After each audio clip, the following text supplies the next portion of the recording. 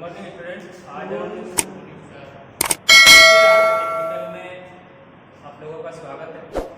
आप लोग, मैं समझता हूँ कि आप लोगों ने होली का जो त्यौहार है बहुत अच्छे से एंजॉय किया होगा, बहुत अच्छे से आपने मनाया होगा। तो आज हम फिर से वापस से इसी हम आगे टेक्निकल के प्लेटफॉर्म पर आ चुके हैं और फिर अब हम पढ़ाई की ओर अपनी पढ़ाई को आगे अग्रसर करेंगे। ठीक है, आप लोगों का आगे टेक्निकल में बहुत बहुत स्वागत है। जो कुछ लोग आगे टेक्निकल चैनल पे नए जुड़े हैं तो वो चैनल को सब्सक्राइब करें, लाइक करें और वीडियो को पूरी देखें।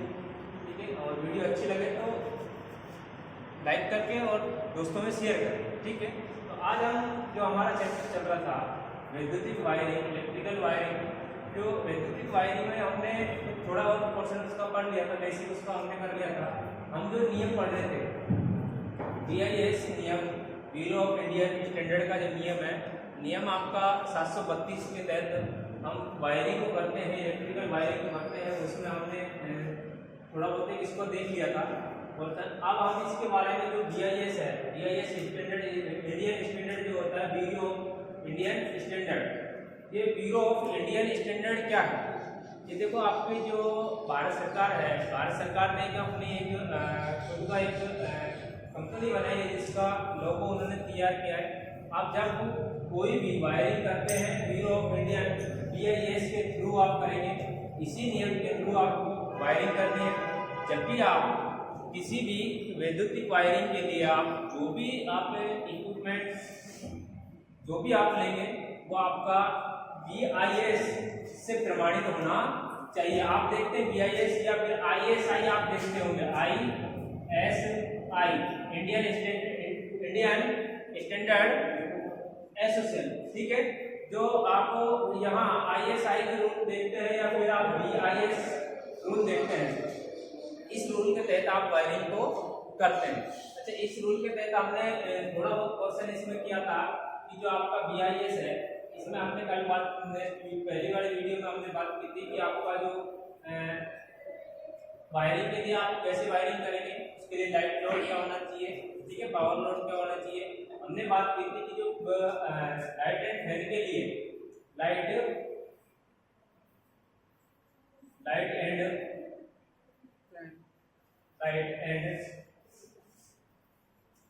फैन के लिए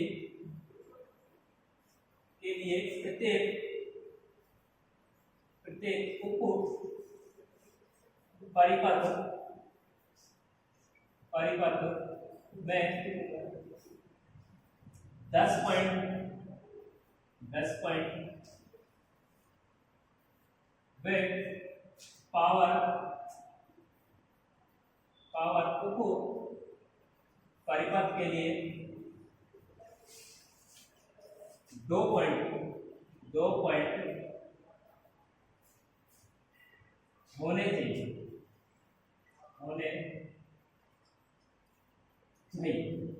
इसके बारे में हमने बात की थी। जो आपका लाइट एंड फैन के लिए जो प्रत्येक उप परिपथ होता है उसमें आपके 10 पॉइंट होने चाहिए। ठीक है, और पावर के लिए आपके पास कितने पॉइंट होने चाहिए? 2 पॉइंट होने चाहिए। अच्छा, हम बात करेंगे अब लाइट के लिए, लाइट एवं फैन के लिए फुल लोड के बारे में हमने बात की थी। फुल लोड कितना होना चाहिए था? 800 वाट से अधिक नहीं, 800 वाट वे पावर लोड 300 वाट से अधिक नहीं होना चाहिए। इसके बारे में हमने कल बात कर ली थी नेक्स्ट वीडियो में कि आपका लाइट एंड फैन जो है उसके लिए आपके लिए कितने परिपथ होने चाहिए। परिपथ में आपके लिए कितने पॉइंट होने चाहिए? 10 पॉइंट होने चाहिए। और पावर के लिए 2 पॉइंट होने चाहिए। नेक्स्ट हमने बात की थी लाइट एंड फैन में जो कुल लोड होता है वो कितना होना चाहिए? 800 वाट से अधिक नहीं, और पावर के लिए 300 वाट से अधिक नहीं। इसका मतलब है आप 300 वाट को सिर्फ 2 ही पॉइंटों में डिवाइड करोगे, तीसरा पॉइंट नहीं लगाना, सिर्फ 2 ही पॉइंटों में इसको डिवाइड करें, चाहे आप एक में 1000 लगाएं, दूसरे में 2000 लगाएं, ठीक है, चाहे दोनों 15-15 सबके लगाएं, सिर्फ आपको 2 पॉइंट में ही आपको डिवाइड करना है। और इसको 800 वाट को 10 पॉइंट तक आप इसको डिवाइड कर सकते हैं, ठीक है। जैसे कि हमने पहले देखा भी था, एक टीवी लगाई थी, एक कूलर लगाया था, एक आपको पंखा लगाया था, आपने 2 ट्यूबलाइट लगाई थी, इस तरह से हमने प्रेस को भी लगाया था, इस तरह से हमने इसको कंप्लीट किया था नोड को। अब जो ध्यान दो, जो आपकी जो वायरिंग करते हैं हम, वायरिंग में जो आपका बोर्ड होता है, आप देखते हैं जो आप घरों में वायरिंग करते हैं, घरों में जो वायरिंग करते हैं, बोर्ड जो होता है आपका मेन बोर्ड जो होता है, उसकी क्या हाइट होती है फरस से, ठीक है, उस फरस में ही आपका ये लाइट लोड ये पूरा होता है, क्वालिटी भी उसी में होंगे और आपका ये लोड भी उसी में होगा। आप जैसे आप कमरे में एंटर करते हैं, तो आपके एंटर करने के बाद दरवाजे के बाईं साइड में आप देखते हैं, जो आप बोर्ड लगाते हैं, मेन बोर्ड लगाते हैं आपके रूम का, उसमें आप देखते हैं कई सारे स्विच लगाते हैं, सॉकेट लगाते हैं, ठीक है। उसी परिपथ की बात कर रहे हैं, जो आपका एक कमरे में मेन बोर्ड होता है, मेन परिपथ होता है, उसमें बहुत सारे स्विच और सॉकेट होते हैं, उसी की हम बात कर रहे हैं। उसमें आपके पास 10 पॉइंट होने चाहिए, मैक्सिमम कितने होने चाहिए, 10 पॉइंट होने चाहिए, और उनमें 800 वाट का लोड होना चाहिए। 800 वाट से कम का चलेगा, लेकिन ज्यादा का नहीं चलेगा। 800 वाट से ज्यादा लोड आप नहीं दे सकते उस परिपथ से, ठीक है। अब हम बात करेंगे जो आपका परिपथ है, इस परिपथ के बारे में, जो हम बोर्ड की बात कर रहे हैं, जो आपका बोर्ड होता है, उस बोर्ड की जो हाइट होती है जमीन से, डिस्ट्रीब्यूशन, इसको हम यहाँ डिस्ट्रीब्यूशन बोर्ड कहते हैं,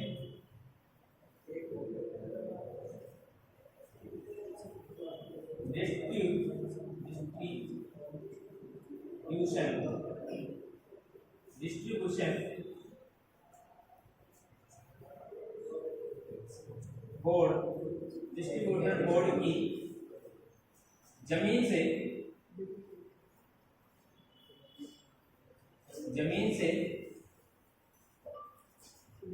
ऊंचाई 1.25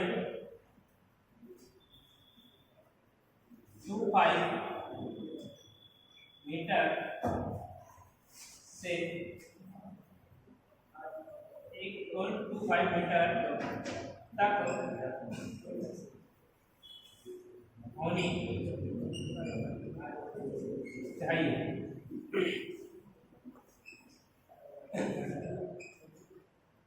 कितनी होनी चाहिए, 1.2 मीटर, या फिर इसको मैक्सिमम आप सिर्फ कितना कर सकते हैं, 1.5 मीटर कर सकते हो आप। इससे ज्यादा आपकी जो डिस्ट्रीब्यूशन बोर्ड जो होता है, आपका मेन बोर्ड जो होता है, उसकी हाइट होनी चाहिए। समझ में आई बात? अच्छा, यहाँ आप पूछो, ये जो बोर्ड है डिस्ट्रीब्यूशन बोर्ड, मैं डी भी लिख रहा हूँ इसको, डिस्ट्रीब्यूशन बोर्ड जो होता है, डिस्ट्रीब्यूशन बोर्ड हमेशा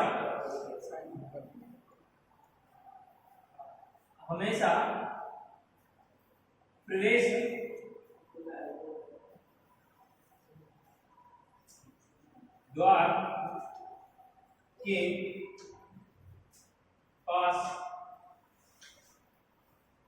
द्वार के पास तथा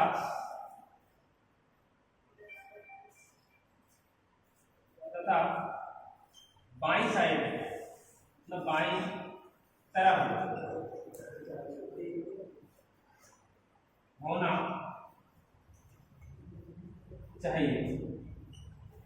किधर होना चाहिए, बाईं तरफ। जैसे आप किसी दरवाजे में एंटर कर रहे हैं, आप इस तरह से आप किसी रूम में एंटर कर रहे हैं, तो आपका जो डिस्ट्रीब्यूशन बोर्ड जो होता है वो राइट साइड ना होकर किधर होना चाहिए, लेफ्ट साइड होना चाहिए, ताकि आप जैसे एंटर किए और आपने राइट साइड से इस तरह से आपने बटन को दबा दिया, हमेशा कभी भी उसको राइट साइड को नहीं लगाना चाहिए, ये नियम गलत है। नियम के तहत आपको किधर लगना चाहिए, लेफ्ट साइड को ही लगना चाहिए। दरवाजे में आप जैसे एंटर कर रहे हैं, तो क्योंकि दरवाजे के लेफ्ट साइड को आपका लगना चाहिए, तो इधर की साइड लगना है तो इधर की साइड ही ठीक है, ये नियम के हिसाब से। और यदि अगर आप इसको आप राइट साइड में लगाएंगे तो ये नियम आपका गलत है, क्योंकि आपको जब एंटर करेंगे तो आप ऐसे नहीं घूमेंगे, ऐसे घूमेंगे तुरंत, राइट साइड से आप राइट हैंड से ही आपको उसको क्या करना है, ऑन ऑफ करना है। और यदि अगर आप राइट साइड लगाएंगे तो आपका तुरंत हाथ की तरह से ये बाएं साइड का हाथ पहुंचेगा, तो इसलिए ये नियम आपका गलत है। ठीक है, अच्छा नेक्स्ट इसकी और बात करेंगे। ये जो वायरिंग होती है, ये वायरिंग के नियम है, आपको क्या क्या जो नियम होते हैं उन नियमों में क्या क्या करते हैं, ये नियम आपको सारे पढ़ने हैं। ठीक है, याद भी रखने हैं। अच्छा दूसरी बात, डिस्ट्रीब्यूशन जो बोर्ड होता है, हाँ सॉरी डिस्ट्रीब्यूशन बोर्ड नहीं, इसमें आपको हम जो नेक्स्ट बात करेंगे, जो बल्ब होता है, बल्ब की जमीन से, जमीन का मतलब जो आपकी कमरे की फर्श होती है, उस फर्श से कितनी हाइट होनी चाहिए। ठीक है, बल्ब की ऊंचाई, बल्ब की ऊंचाई कमरे की फर्श से 2.5 मीटर या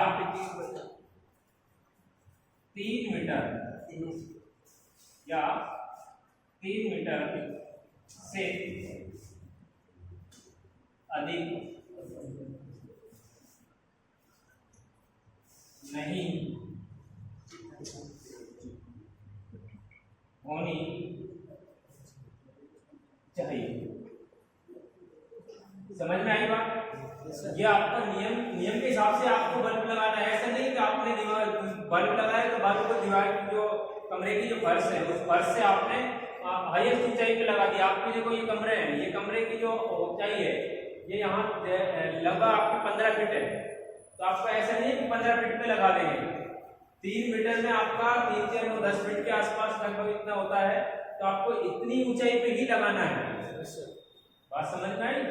इतनी ऊंचाई पे लगाना है, लगभग 10 फीट के आसपास, 9-10 फीट के बीच में आपको ये बल्ब लगाना है। ऐसा नहीं कि आपको जो बड़े बड़े होल होते हैं उनमें लाइट की आप उसके ऊपर हाइट में लगा देते हैं, हाइट में नहीं लगानी है। आपका नियम जो कहता है उस नियम के हिसाब से आपका जो रूम होता है, उस रूम को इसी तरह से आपको वायरिंग को डिजाइन करना है, उसी तरह से आपको ये वायरिंग पूरी करनी है। अच्छा इसमें नेक्स्ट बात आती है, देखो हमने बोर्ड की बात कर ली, जो भी आपके डिस्ट्रीब्यूशन जितने बोर्ड लगेंगे उसकी हाइट कितनी होनी चाहिए आपकी 1.5 मीटर से 1.5 मीटर।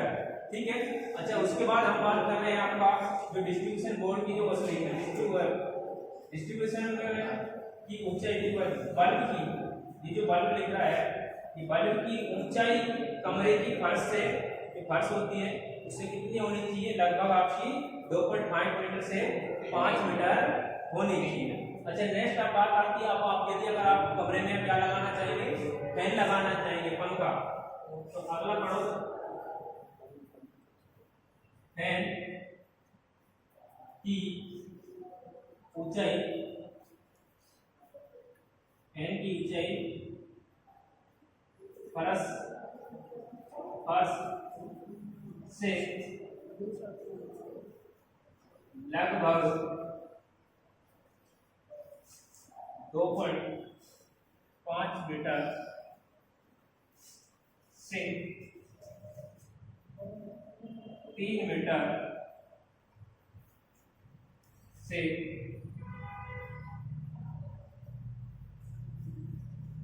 से कम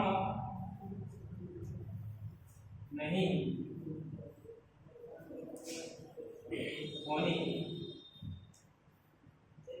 चाहिए।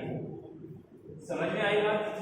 आप जो पंखा लगा रहे हैं उस पंखे की हाइट कितनी होनी चाहिए, पंखे की हाइट आपकी इसमें 2.5 से 3 मतलब 2.5 मीटर से या 3 मीटर से कम नहीं होनी चाहिए।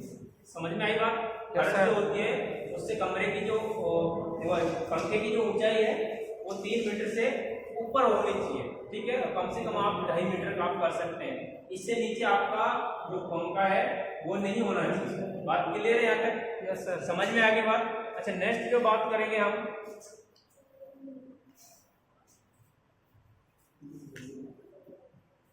प्रत्येक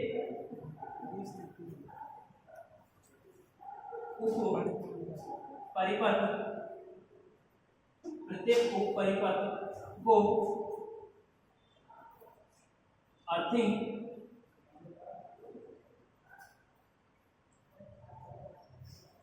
करना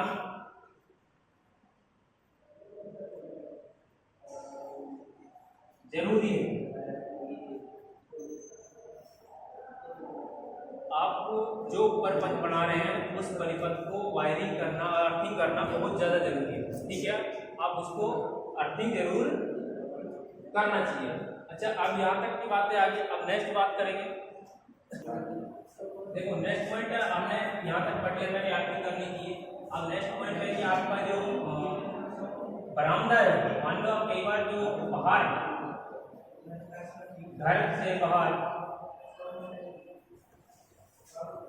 घर से बाहर जो भी लाइट वे स्विच आदि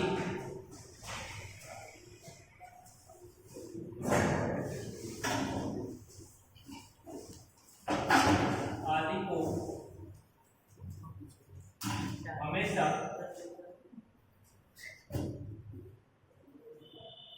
जलरोधी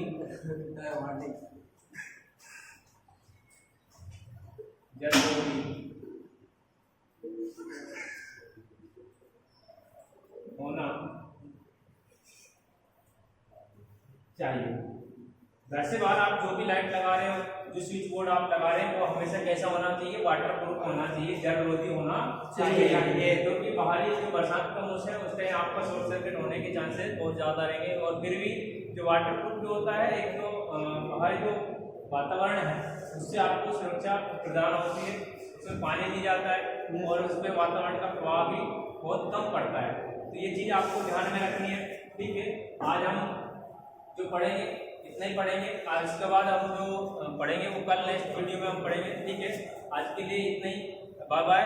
और आपको जो आप आगे टेक्निकल चैनल को आप देख रहे हैं, तो इस वीडियो को आपको ये वीडियो जो है पसंद आई होगी।